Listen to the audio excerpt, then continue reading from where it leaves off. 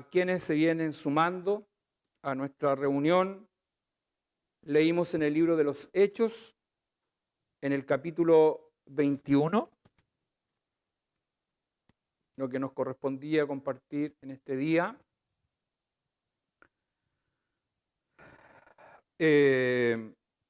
Leímos en el capítulo 21 del 8 al 14 y del 33 al 36.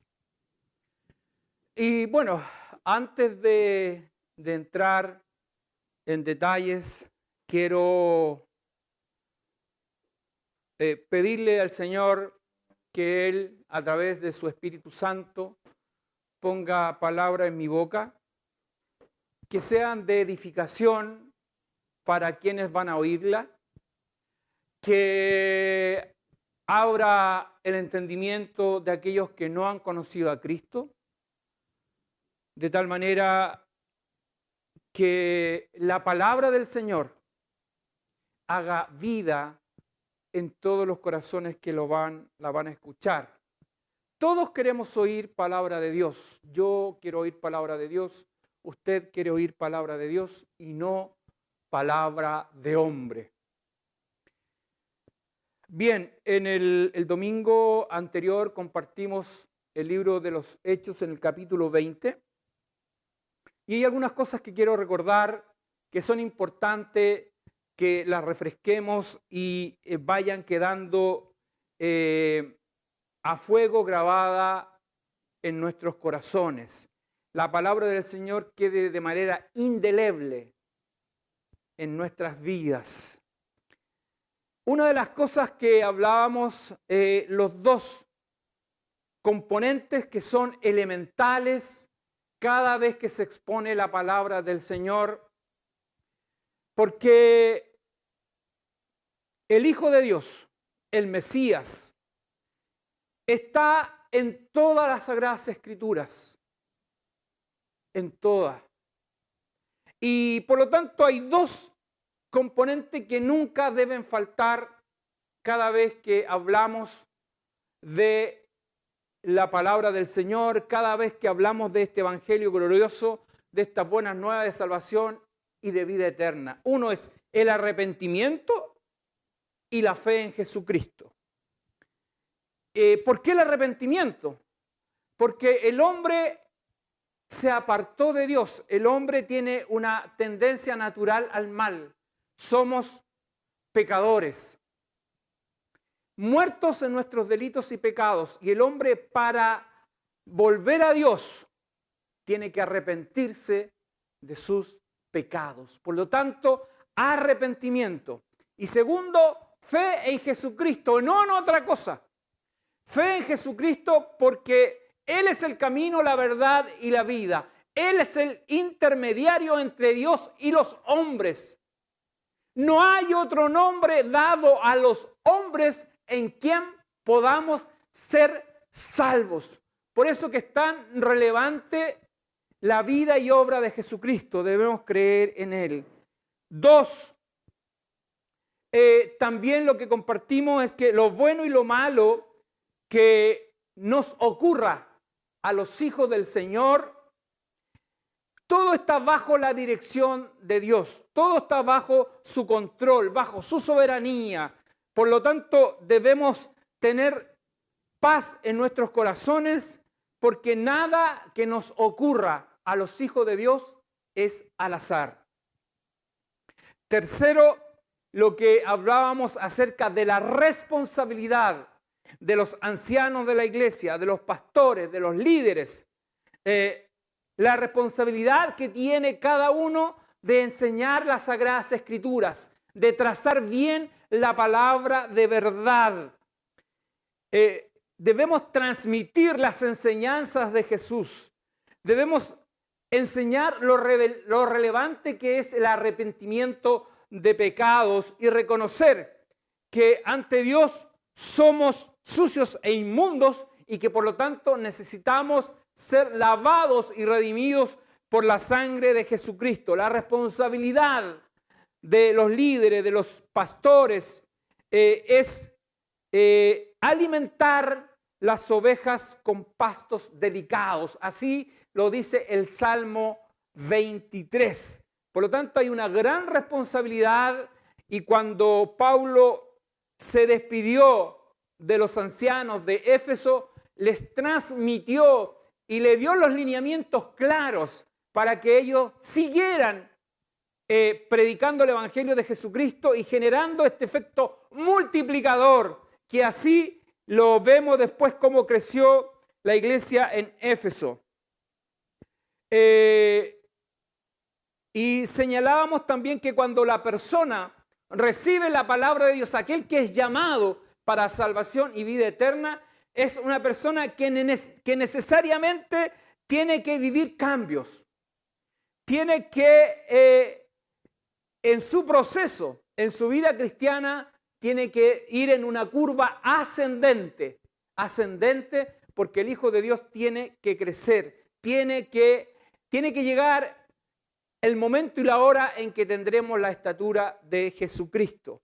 Por lo tanto, si en una persona que dice conocer al Señor, pero en ella no hay ningún cambio, sino que su conducta, su comportamiento es peor que cualquier mundano, que cualquier persona apartada de Dios, claramente ahí entonces no hay una obra, sino que puede ser una persona simpatizante del Evangelio, puede ser una persona que le agrada la palabra del Señor, pero no pasa más allá de eso. Y lo último que mencionamos es que, al igual que ocurrió en los tiempos cuando Pablo ya se comenzaba a despedir de los hermanos, porque él ya, el Espíritu Santo de alguna manera le avisaba que no volvería, lo más probable, a hacer un viaje como los que ya había realizado, y por lo tanto no les vería más. Y él le señala que después que él se vaya, llegarían lobos rapaces que vendrían a destruir la iglesia, que incluso se iban a levantar dentro de la misma congregación de ellos, se iban a levantar personas apóstatas que iban a querer trastornar los caminos del Señor. Por lo tanto, los alerta y les dice que deben tener cuidado con este tipo de personas que se introducen en las iglesias y quieren destruir a quienes, a los incautos, aquellos que no se han preocupado de conocer las Sagradas Escrituras, no se han interesado en ellas. Y por esta razón, los ancianos de la iglesia, los líderes, los pastores, deben enseñar las Sagradas Escrituras. El pastor, el anciano, es una atalaya, es aquel que cuando ve el peligro, ¿no es cierto?, lo puede alertar. ¿Y de qué manera lo alerta? Con las Sagradas Escrituras, hablando de lo que la palabra del Señor nos enseña. Por lo tanto, también es importante el trabajo de los ancianos de la iglesia en cuanto a ser atalayas y en todo lo que tiene que ver con alertar a la iglesia de los lobos rapaces, de los mercenarios del Evangelio, que hay muchos y ha proliferado en este tiempo. Bien, entonces ahora entrando al capítulo 21 del libro de los Hechos, lo vamos a separar en dos y en la próxima reunión veremos la segunda parte. En esta oportunidad vamos a ver la continuación ya del regreso del tercer viaje de Pablo y de su llegada a Cesarea. Y la segunda parte, que la vamos a ver el próximo domingo, si Dios quiere, nos da vida y salud. La segunda parte es cuando ya él llega a Jerusalén, cuando es arrestado en el templo, cuando él presenta su defensa ante el pueblo judío, cuando él les relata su conversión, les habla acerca de su experiencia y cómo él fue enviado a los gentiles y termina finalmente en las manos del tribuno, y que es donde ya comienza el desenlace del viaje de Pablo, que finalmente termina en Roma para presentarse a las autoridades allá. Bien, entonces, si vamos entonces a la primera parte de este hermoso capítulo que vamos a compartir hoy día, el domingo pasado nosotros quedamos que Pablo se había juntado en Mileto con los ancianos de Éfeso, los había mandado a llamar y ahí se había reunido con ellos y después de darle los lineamientos, las instrucciones, se despidió de ellos y emprendió un viaje largo que lo hizo primero bordeando la costa de Asia Menor y pasó por Rodas, de allí a Pátara, ¿no es cierto? Y luego hizo un largo viaje cruzando el mar Mediterráneo hasta Tiro, que son alrededor de 700 kilómetros más o menos que tuvo que hacer en cruzar de lado a lado, navegando tantos kilómetros. Él cuando ya llega a esta localidad, en Tiro, él estuvo ahí 7 días compartiendo con los hermanos, con la iglesia de Tiro, porque ahí la embarcación en la que venían tenían que desembarcar y embarcar, eran barcos de carga que llevaban distintos tipos de productos que lo llevaban a distintas ciudades. Y estos barcos además llevaban personas, por lo tanto, esos días que estuvo en Tiro los aprovechó para compartir con los hermanos y los discípulos de Cristo en ese lugar. Y la palabra nos señala y nos dice que cuando ya tenía que embarcarse nuevamente el día séptimo, dice que los hermanos fueron las mujeres, fueron los niños, todos fueron a despedir al apóstol porque lo amaban, se había generado este vínculo tan especial en la familia de Cristo. Dice la palabra del Señor que ellos en la playa se arrodillaron y oraron a Dios y encomendaron el viaje del apóstol. Y así él emprende su viaje de Tiro, sale de ese lugar y llega a una localidad llamando Ptolemaida. Y en ese lugar solamente estuvieron un día. De Tiro finalmente el viaje era hasta Jerusalén, que eran alrededor de 170 kilómetros que tenían que hacer y por lo tanto fueron bordeando por la costa del mar Mediterráneo y fueron pasando por estos diferentes lugares y por lo tanto de Ptolemaida finalmente ellos desembarcaron en Cesarea. Y en esa ciudad se encuentran con Felipe. Sí, yo creo que más de alguno de nosotros recuerda a Felipe. Felipe es uno de los 7 diáconos que fue elegido, que lo vimos, si no mal recuerdo, en el capítulo 4-5, para que ellos atendieran a las mesas. Fue elegido junto con Esteban y otros más. Y por lo tanto, ahí en Cesarea llegan a la casa de este varón, los recibe a la comitiva, porque Pablo no viene solo, sino que viene alrededor de 7 u 8 personas más que lo acompañan. Y dice la palabra del Señor en el verso 8 y 9, dice, al otro día saliendo Pablo y los que con él estábamos, dice, fuimos a Cesarea. Y entrando en casa de Felipe, el evangelista, que era uno de los 7, de los 7 diáconos, como ya le había señalado, elegido, dice, posamos con él. Este tenía 4 hijas, doncellas que profetizaban. Pablo llega a esta ciudad, pero en realidad no se siente para nada un extraño, porque ya había estado, ya había compartido con los seguidores de Cristo en ese lugar. Ya había estado 2 veces en sus viajes anteriores, cuando tenía que llegar hasta Jerusalén, y eso está en el capítulo 9 y también en el capítulo 18. Y como ya les señalé, Felipe es uno de los 7 diáconos que fueron escogidos para servir a las mesas, y eso está precisamente en el capítulo 6 de los Hechos, junto con otros varones que de buen testimonio, que en realidad fueron elegidos para ayudar en la administración a los apóstoles, que la verdad es que la iglesia comenzaba a crecer en Jerusalén y para ellos el atender a todas las personas y todas las necesidades que habían y organizar la iglesia era difícil. Y por eso que en la iglesia hay una estructura administrativa que permite realmente poder distribuir el trabajo de la iglesia para darle continuidad. Recuerden que Felipe, él fue uno de los evangelistas, uno de los que fue a Samaria. Y en Samaria él llevó la palabra del Señor. Jesucristo, obviamente, nuestro Señor ya había estado en Samaria. Ustedes recuerdan a la mujer samaritana, ¿no es cierto?, en el libro de Juan. Y por lo tanto, Felipe había ido, el Espíritu Santo lo llevó a ese lugar. Y de ahí él continuó visitando otras ciudades, estuvo en Azoto hasta llegar a Cesarea.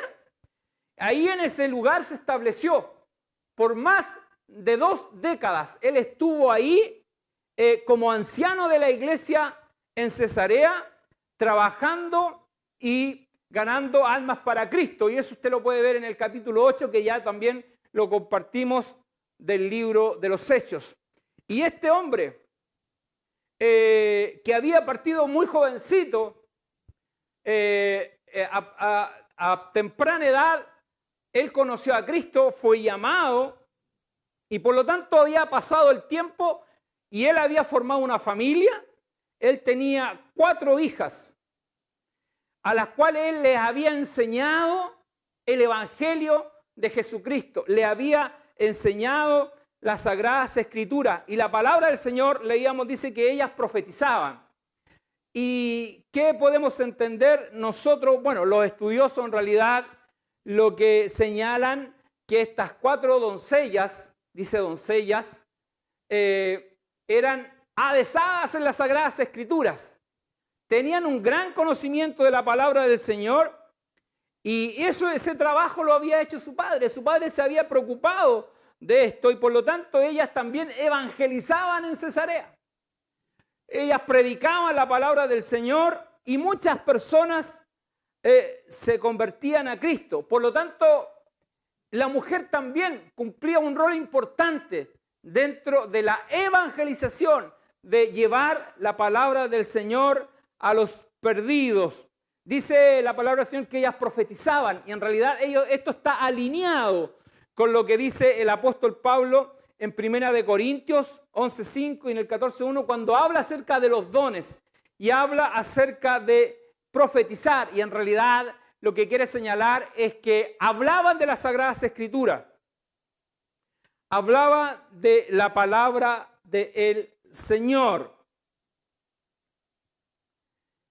Y mientras estaban el apóstol con la comitiva, compartiendo en la casa de Felipe, estaba, recuerden, Lucas con él, y según también los estudiosos, los comentaristas de comentarios bíblicos señalan que Lucas aprovechó de escuchar de primera fuente los hechos ocurridos, las vivencias ocurridas con Felipe para ir escribiendo e ir trazando los escritos del libro de los Hechos, toda esta experiencia vivida. Y mientras estaban, dice la palabra del Señor, que vino un varón de Jerusalén, vino exclusivamente a Cesarea, amonestado o enviado por el Espíritu Santo para entregar una palabra profética al apóstol Pablo. Este varón, Ágabo, ya había profetizado en Antioquía acerca del hambre que vendría a ciertas partes del Imperio Romano.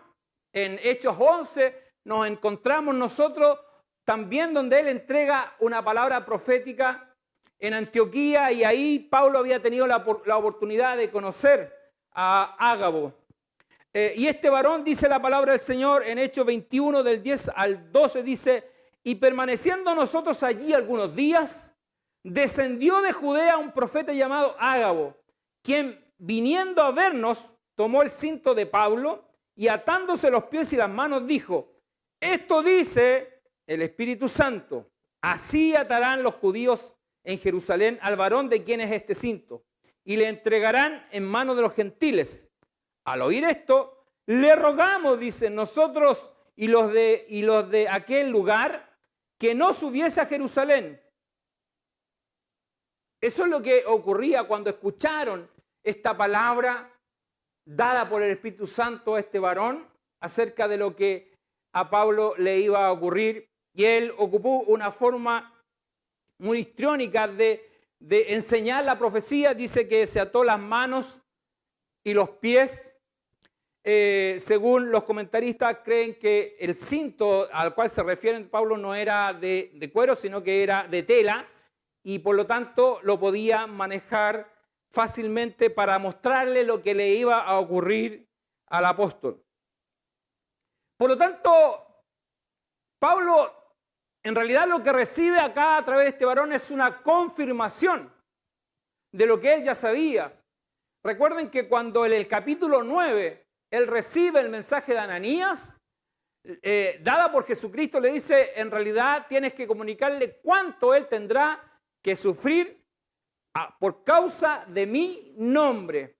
Y luego, en todas las ciudades donde él participaba, había una persecución constante, permanente, de judíos ortodoxos que querían callar su voz. Por lo tanto, Pablo ya estaba totalmente sensibilizado y obediente a la voz del Espíritu de acuerdo a las instrucciones que le iba dando.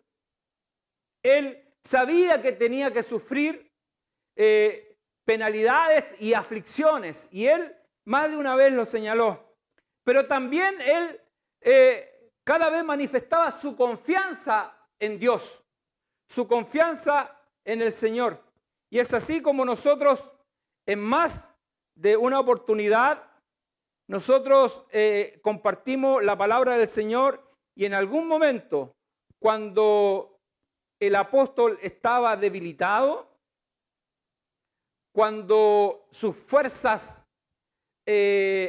quizás estaban un tanto desgastadas, ustedes recuerdan que cuando él llega a Corintia, él llega con una situación complicada, porque en realidad él ya cuando había estado en Filipo trataron de matarlo, y por lo tanto, como cualquier persona, ¿no es cierto?, siente que sus fuerzas se desvanecen. Y en esa oportunidad, estando en Corintia, lo visitó el Señor. Dice que en la noche, y le dijo que él no temiera porque estaba a su lado. Por tanto, el Señor siempre se encargaba de fortalecer la vida del apóstol. Por tanto, él mostraba una confianza totalmente en Dios, a pesar de saber lo que tenía que enfrentar. Y él dice la palabra del Señor que antes de viajar a Jerusalén, antes de llegar a Jerusalén, mejor dicho, dice que Pablo escribió la epístola de los Romanos, y en ella les pide a los hermanos de Roma que oren por él, porque él sabe que tiene que llegar a Jerusalén y la situación no iba a ser de lo mejor. Les pide que oren para que él pueda ser rescatado de manos de los incrédulos en Judea, para que el servicio a los santos, el servicio que él quería presentar, ¿no es cierto?, pueda ser aceptable, es decir, a los hermanos judíos convertidos a Cristo, y que de alguna manera, ¿no es cierto?, ellos tenían cierta reticencia con Pablo, porque quizás las noticias que habían recibido era que Pablo predicaba que no debían cumplir la ley de Moisés.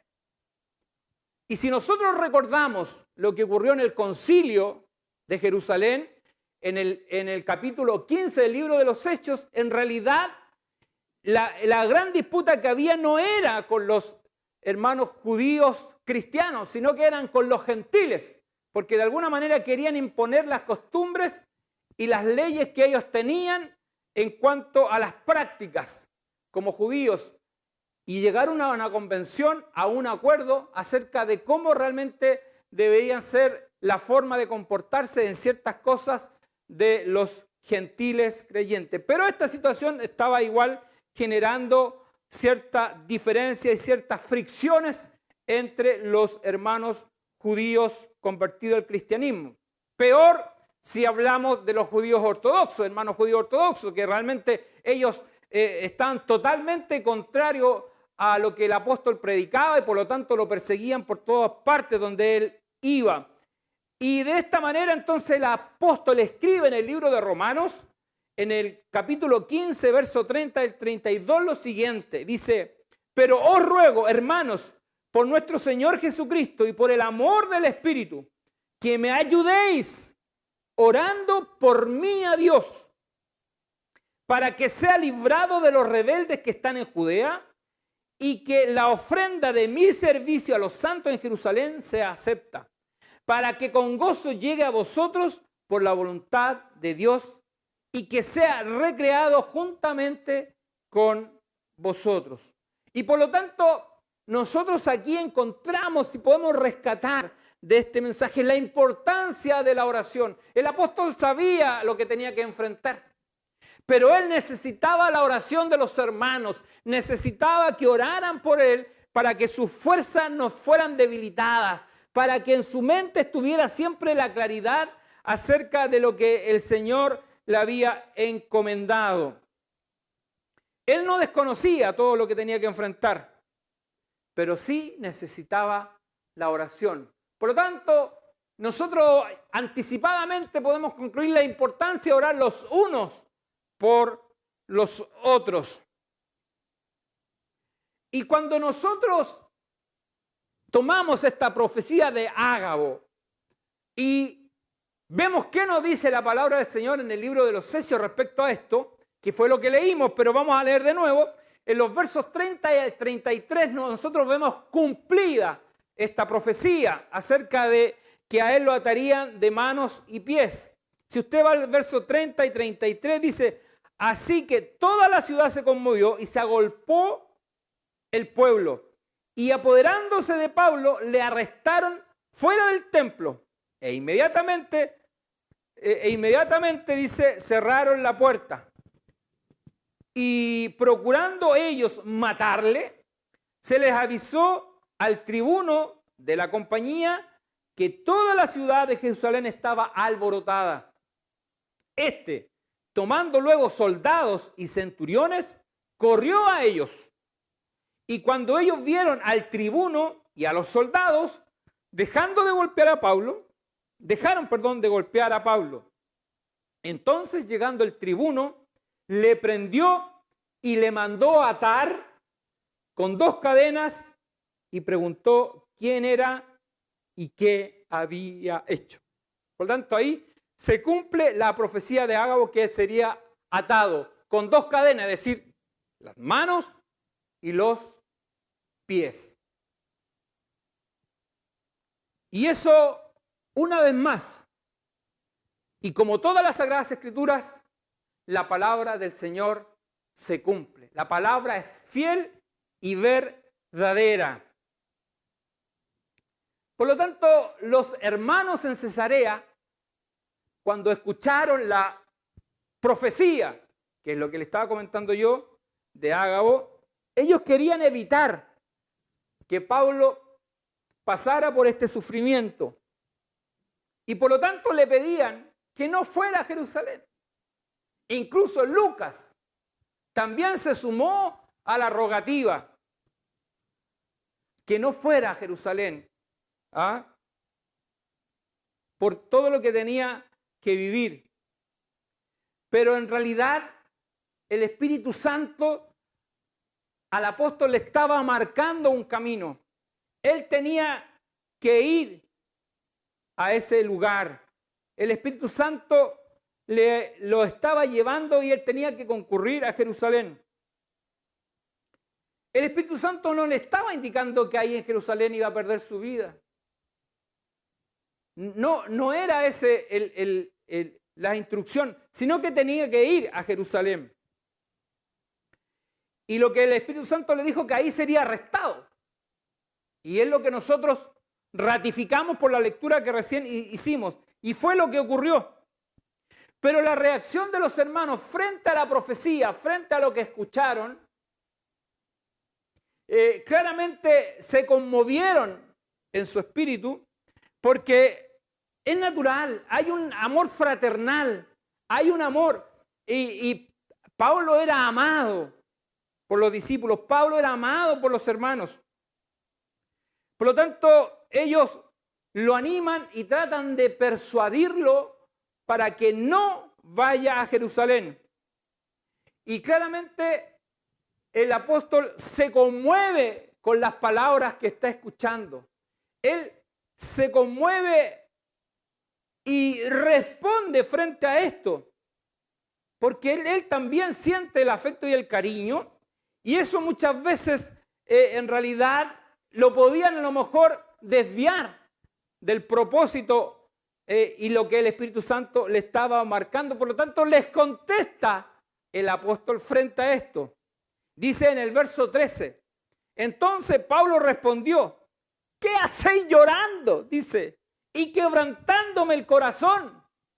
Porque claramente los hermanos frente a eso, saber a lo que tenía que enfrentar, lloraban, y era natural, tratando de persuadirlo para que él no fuera. Por eso que él le dice de esta manera, ¿qué hacéis? Dice, llorando y quebrantándome el corazón. Y luego le responde con firmeza. Dice, porque yo estoy dispuesto no solo a ser atado, dice, más aún a morir en Jerusalén por el nombre del Señor Jesús. ¡Qué convicción! ¡Qué fortaleza! ¡Qué palabras tan fuertes, profundas! Con tal convicción que él no tan solamente estaba dispuesto a ser atado o a ser encarcelado, él estaba dispuesto a dar su vida por Jesucristo. Y esto no es otra cosa que el poder del Espíritu Santo obrando en su vida. Eso es lo que le daba la fortaleza para él llegar y decir estas palabras tan profundas.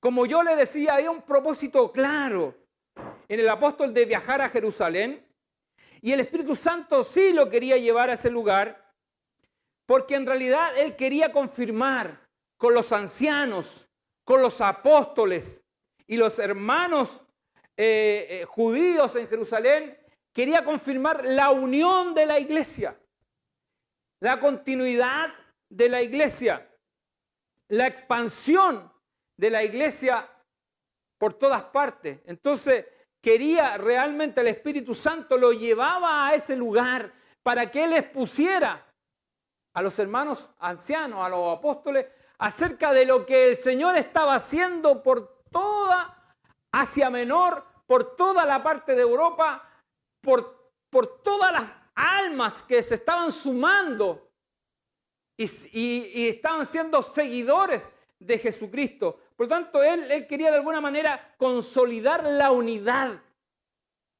de la iglesia en Jerusalén, que era una iglesia más ortodoxa, con todo lo que estaba ocurriendo en el mundo de los gentiles. Y por eso que el Espíritu Santo tenía que llevarlo a Jerusalén. No había otra razón.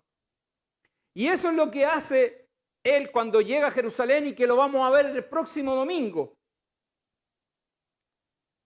Por eso que el Espíritu Santo pone estas palabras en Pablo, le dice, ¿qué hacéis llorando? Le dice, quebrantándome el corazón. Cuando el Espíritu Santo me ha fortalecido para ir a ese lugar, para enfrentar todo lo que tenga que enfrentar en esa ciudad. Pero claro, habían sentimientos encontrados en los hermanos, porque de alguna manera ellos sabían, o el Espíritu Santo también le estaba señalando, si estaban escuchando al profeta Ágabo, que le decía que lo que le iba a ocurrir al varón del cinto en Jerusalén. Pero tenían sentimientos encontrados, por lo tanto estaban escuchando la voz de este profeta, pero hubo una reacción natural en ellos. Porque en realidad, cuando una persona a la que amamos, cuando una persona es tan cercana a nuestra, no queremos, obviamente, que pase por situaciones de aflicción, por sufrimiento, por procesos de dolor. Pero por otra parte, ellos logran discernir, logran entender que por sobre lo que nosotros deseemos y que por sobre nuestra voluntad está la voluntad del Señor. Por lo tanto, por más dolorosa que sea la situación que en este caso tenía que pasar el apóstol, la familia de Cristo, a pesar de sentir el pesar de lo que él tenía que vivir, ellos logran descansar en el Señor y entienden que el Señor es el que tiene el control de todas las cosas, que su voluntad es perfecta, es mucho mejor que la voluntad nuestra.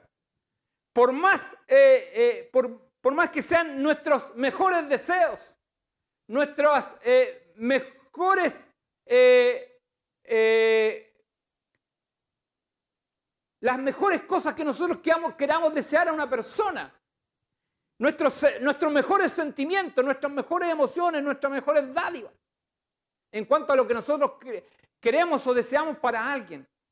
La voluntad del Señor es mucho más perfecta, es en realidad perfecta. La nuestra es imperfecta, es errática, es equivocada en muchas ocasiones, pero no la voluntad del Señor. Y por eso que ellos finalmente terminan concluyendo en el versículo 14, dice, y como no le pudimos persuadir, es decir, no pudimos convencer al apóstol que no fuera a Jerusalén, esta es una conclusión, dice, y como no le pudimos persuadir, desistimos, es decir, desistimos diciendo, en realidad desistimos o comprendemos o entendimos que es la voluntad del Señor que se haga lo que se tiene que hacer y lo que está diciendo el profeta. Por eso dice en el versículo 14, dice, y como no le pudimos persuadir, desistimos diciéndose, hágase la voluntad del Señor. Y esa frase es tan relevante, hágase la voluntad del Señor. Y esta palabra, esta frase, nosotros la encontramos en más de una oportunidad en las Sagradas Escrituras. Cuando el Señor les enseñó a orar a los apóstoles, les dijo, dentro de la frase del Padre Nuestro, el Señor dice, hágase su voluntad en el cielo como en la tierra. Jesús, cuando Él está orando en el monte en Getsemaní, Él dice, Padre mío, pasa de mí esta copa, pero que se haga tu voluntad y no la mía. Porque la voluntad de Dios es perfecta. Y por lo tanto, a partir de esto, nosotros podemos ya ir concluyendo algunas cosas de las que podemos extraer de este hermoso capítulo, de esta primera parte de este capítulo. Uno, que el amor de Cristo, el conocer al Señor, Él provoca en nosotros que no siendo familia consanguínea, logremos ese afecto, ese vínculo, ese lazo entre hermanos que nos hace ser una familia en Cristo. Por eso que somos la familia de Dios. Y solamente el amor de Dios puede lograr esto. Solamente el amor de Dios que transforma y cambia vidas nos hace ser una nueva familia en Cristo. Somos pueblo escogido por Dios, real sacerdocio. Y por lo tanto, cada vez que el apóstol se despedía de los hermanos, había este sentimiento que provocan las separaciones. ¿Por qué? Porque había este efecto. Y este es el amor de Dios que todavía está operando. No es que este amor de Dios ha terminado. Por eso que la familia de Cristo En nuestros tiempos es una familia que también se ama. Hay vínculos entre hermanos. En nuestra iglesia local hay una relación estrecha con todos nuestros hermanos. Otra de las cosas que podemos nosotros concluir y extraer de estas enseñanzas es lo que ocurrió con Felipe. Felipe, él fue llamado siendo muy joven. ¿Y qué es lo que ocurrió con él? ¿Por qué él fue elegido como diácono? ¿Qué cosas vieron los apóstoles en él? ¿Qué vio la congregación? Vio en él un buen testimonio, que algo fue elemental cuando tuvieron que elegir diáconos, ¿no es cierto?, que ayudaran a la administración de la iglesia en Jerusalén. Él fue el que llevó el evangelio a Samaria. Él fue el que llevó el evangelio a diferentes ciudades y se estableció en Cesarea. Y el escritor señala que después de 20 años, después de 2 décadas, eso es lo que enseña el libro de los Hechos, él ya después de 2 décadas es un anciano en la iglesia de Cesarea. Es un hombre que ha crecido en el Señor. Es un evangelista, un hombre que enseña y traza bien la palabra de verdad.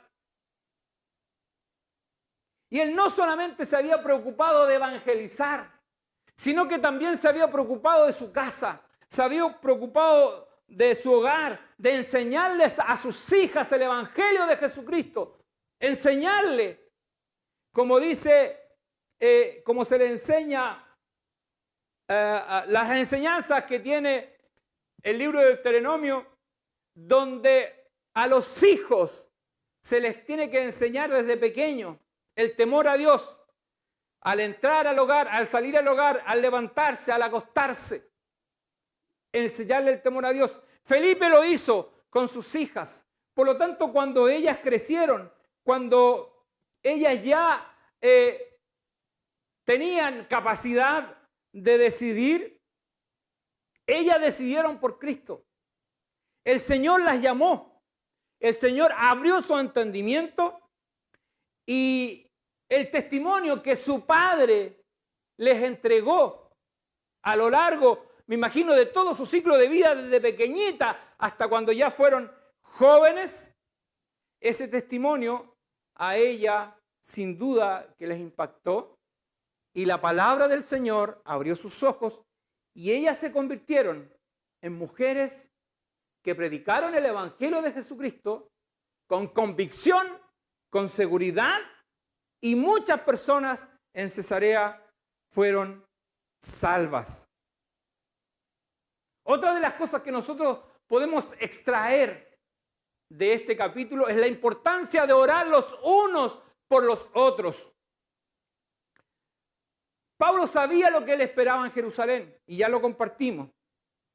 Y por eso él les pide a los hermanos en Roma, cuando le escribe la carta antes de ir a Jerusalén a la iglesia en Roma, les pide que oren por él para que él sea librado de toda esta gente que lo que quería o que deseaba era destruirlo. Ser librado, dice, de los rebeldes y, por un lado, que su llegada, que su participación en Jerusalén, su relación con los apóstoles y con los ancianos de la iglesia de Jerusalén, con los santos que están en Jerusalén, dice, su trabajo, su servicio sea una ofrenda agradable para todos los seguidores de Jesucristo. ¿Por qué? Porque el Espíritu Santo lo llevó a Jerusalén para que, por la unidad de la iglesia, para que conocieran todo lo que el Señor estaba haciendo por otras partes, con mucha gente, con muchos gentiles que se habían convertido a Cristo. Y Él les pide y le hace, la petición es específica, directa. Le dice, oren para que sea salvado o librado de estos incrédulos y oren para que mi trabajo, mi llegada, esta ofrenda al servicio del Señor yendo a Jerusalén sea acepta por los hermanos. Por lo tanto, Él pide la oración y lo hace de manera pidiendo una petición específica. Eso nos enseña y nos dice que cuando nosotros oremos o cuando pidamos la oración, seamos específicos, por lo cual usted necesita que oremos. Cuarto, también podemos extraer de esta palabra que todo lo que le ocurre al Hijo de Dios, todo lo que le ocurre a un seguidor de Jesucristo, incluso antes de ser llamado o antes de que su entendimiento se abra, porque recuerden que hemos sido predestinados para salvación desde antes de la salvación del mundo, nada es al azar.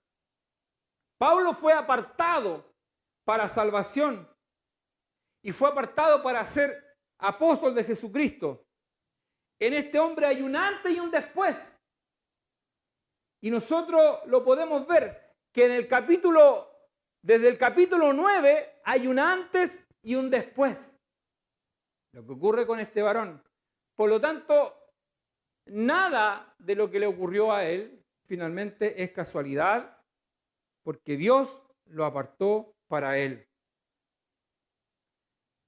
Otra de las cosas que nosotros debemos de este número 4 concluir, que toda palabra que es entregada por el Espíritu Santo, esa palabra se cumple. Todo lo que está escrito en la palabra del Señor se cumple. Pasará el cielo y la tierra, mas, dice, mi palabra no pasará que no sea cumplida. Sécase la hierba, cáese la flor, mas la palabra de Dios permanece para siempre. La palabra que recibió el apóstol Pablo de Ágabo se cumplió cuando él llegó a Jerusalén. Y quinto, para ir terminando, siempre por sobre nuestra voluntad, porque nuestra voluntad es errática, nuestra voluntad es imperfecta. Por lo tanto, por sobre nuestra voluntad, nosotros debemos pedir que siempre se cumpla la voluntad de Dios en nuestras vidas. Hay cosas que es necesario vivir y hay cosas que Dios las permite, aunque nosotros quisiéramos evitarlas, aunque nosotros no quisiéramos pasar por ellas. Así les pasó a los hermanos de Cesarea. Ellos querían evitar que el apóstol pasara por sufrimiento, que pasara por penalidades y evitar, por lo tanto, ese viaje. Pero la voluntad de Dios, que es perfecta, fue por sobre la voluntad de ellos y entendieron y dijeron, hágase la voluntad de Dios con nuestro hermano Pablo. Hay cosas que nosotros tendremos que vivir o algún ser amado nuestro tendrá que experimentar. Sin embargo, tenemos que mantener siempre la convicción que Dios está al mando de nuestras vidas. Siempre que Dios está al mando, aunque sea doloroso lo que tengamos que vivir. Debemos tener la certeza, debemos mantener esa esperanza de que tu hijo, tu esposo, tu esposa, tu padre, tu madre, es un escogido para salvación. Y morir con esa convicción. Porque nosotros no lo sabemos. Y es por esta razón que siempre predicamos, porque nosotros no sabemos cuáles son aquellos que han sido apartados para salvación y vida eterna. Por lo tanto, nosotros debemos tener esa fe y esa esperanza que quienes están a nuestro lado, quienes son tus hijos, quien es tu esposo, quien es tu esposa, tu padre o tu madre, que ellos son apartados para salvación y morir con esa esperanza. No me gusta comentar testimonios personales ni nada, pero quiero comentar algo a propósito de esto. Una hermana de nuestra iglesia que ya partió algunos años en los brazos del Señor, ella todo el tiempo oró por su esposo, por salvación y vida eterna. Ella murió con la esperanza de que su esposo sería salvo. Hoy día, ese varón todavía no se ha convertido a Cristo, no le ha conocido, pero su esposa murió con la esperanza y oró todo el tiempo por él. Todos los sábados estaba en la casa del Señor con sus hijas muy pequeñas, orando y pidiéndole a Dios misericordia. Por lo tanto, de esa manera, de esa forma, tenemos que tener la convicción de los que están a nuestro lado son parte de los salvados, porque eso solamente, en realidad, lo sabe el Señor. Entonces, ¿qué debemos hacer nosotros en medio de esa situación? Orar a Dios para que el mensaje de Jesucristo en algún momento, en alguna instancia, haga vida y abra el entendimiento de las personas por las cuales nosotros estamos orando. Eso es, orar al Señor para que el entendimiento de las personas sean abiertos y conozcan a Cristo. Y para terminar, quiero decirles que si como hijos del Señor estamos pasando un tiempo de dolor, estamos pasando quizás un tiempo de amargura, un tiempo de dificultad, sea el Señor que te sostenga y que tu fe no decaiga, porque el Señor nunca te va a dejar, nunca te va a abandonar. Todo el control de todas las cosas está en las manos de Dios. Tu vida está en las manos del Señor. Tu familia está en las manos del Señor. Tus hijos están en las manos del Señor. Tu esposo, tu esposa está en las manos del Señor. Y debemos mantener esa fe hasta el final de nuestros días, que el Señor tiene el control de todas las cosas. Que el Señor bendiga su palabra y que haga vida en nuestros corazones. El Señor es el que está llamando a las personas. Y por lo tanto, si hoy estás escuchando la voz del Señor, no endurezcas vuestro corazón, sino que escucha la voz de Cristo, porque Él te está llamando para que te arrepientas de tus pecados, para que conozcas al Señor, para que creas en Él y tengas salvación y vida eterna, porque Él vino a traernos ese regalo maravilloso que es la salvación de nuestras almas. Que el Señor bendiga su palabra. Quiero invitarles que demos gracias al Señor por su palabra y que ésta haga vida en nuestros corazones. Dios eterno, Padre amado, te exaltamos, te bendecimos. Te damos gracias, Padre eterno, por esta tu palabra.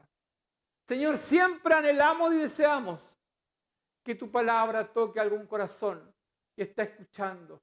Personas que están, Señor, conectadas en esta tarde y anoche. Que esa palabra, Señor, que hemos compartido haga vida en sus corazones.